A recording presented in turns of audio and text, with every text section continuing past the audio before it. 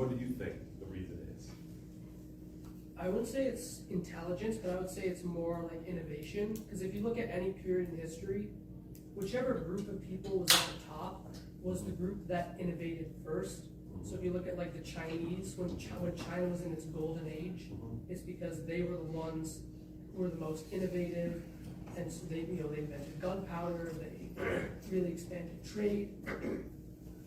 So if you look at just, the period of history that we're living through, it's because in the last 200 years, white people, predominantly white countries, were the first ones to industrialize, which led to colonialism, and that led to them taking a lot of resources out of predominantly black and brown countries.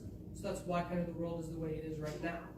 But it's not because they're like more intelligent, it's just because we're living in the period of history where they happen to innovate and kind of work their way to the top. Okay. What do you think? I'm sorry, I kind of have to correct what you said there, because Africans did innovate things. They were math, that comes from the Arabs. That comes from Africa and the Middle East are filled with history and innovation, but the Europeans, because they controlled the narrative in which the history we learn, erased. These innovations have existed, and so what I'm saying is the reason why these statistics are how they are is because white people came and exploited. They exploited the land, they exploited the people, and they took. These things that they took gave them the resources to be able to hoard them and continue to have a position of power do today. That's what the process of colonization was. Colonization used the tools of race and racism. The white Europeans literally thought up race one day and were like, we gotta have some reasons why we can take over some people, and started to come up with the ideas of John Locke and the white man's burden and all these things. So they started to colonize, and they're like, oh, we're not gonna be able to do this without including some people and coming up with a reasoning. So that's when you have this idea of racism and it existed kind of before, but that's when you kind of really have this storm beginning to brew. Well, you're kind of misrepresenting the point, because the exact point that I'm making is that if you look at across all different cultures, all different civilizations, they've all had their golden age and their period of history where they've been the most powerful, and so they've all gone and conquered other places and exploited other people. So we're living in the white people's part of history. But if you go back 5,000 years, it was the Mesopotamians, then it was the Egyptians, then it was the Chinese, and then the Indians. Who took their ideas? Okay, well, if you let me finish, the point I'm making is, because history is written by the winners, and because white people are the most recent winners, we learn their narrative. When you say winners, what do you mean? What did they win? They won because because they're the most recent group that is being the most powerful. So they've been able to go and take from all these other places. So when I'm saying that, hold on. So that's how you define winning, the ability to do that. in a historical sense, yes, because if you look at across history, the most powerful group, the group that's been able to control the narrative, has been the group that's been able to conquer and take from other groups.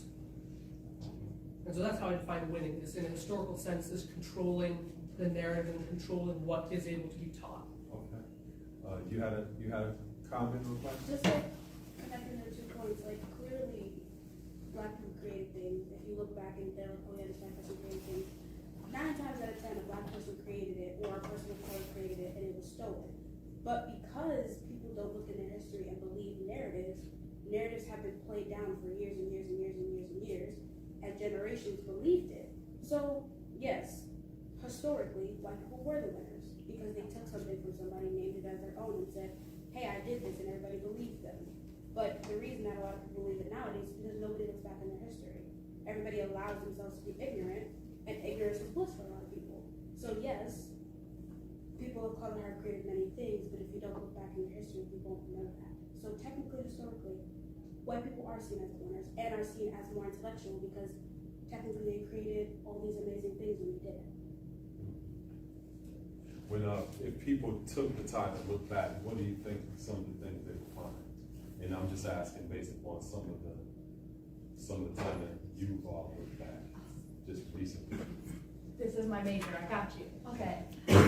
So some of the things that people created, I don't want, like, are you talking like Black people created Just or? anything, when you look back, like for example, we have, like what he's saying in terms of like, quote, correct me if I'm wrong, that when you describe like the present day winners who have control of things, when you look at what he's saying, if you look back, is that gonna be reflected in what he actually sees, or are you gonna see something that's different? So like when we as historians are analyzing the history that in which we are writing, there are a few different things that like we have to do. And like it really defines on whether or not you're a good historian if you're able to confront the things you need to confront. And that's how you get correct histories, looking at this and be like, oh, this guy's a white supremacist, so maybe what he's saying isn't true when we look at the archives, and then we correct it and go from there. But some things that we've created, one, systems of oppression. That's a big one that was created in this, not tangible, but we all experience them, and that was created by colonization in the Europeans themselves. We can think of goods, we can think of things like our cell phones and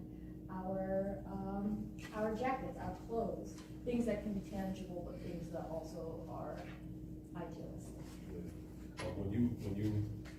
When you're writing your papers, in school, when you quote somebody, is it important that you cite that person and give them credit for where you got it from? Yeah. I would venture to say that everything that we do see presently, some of the credit is not given to the people that they got things from.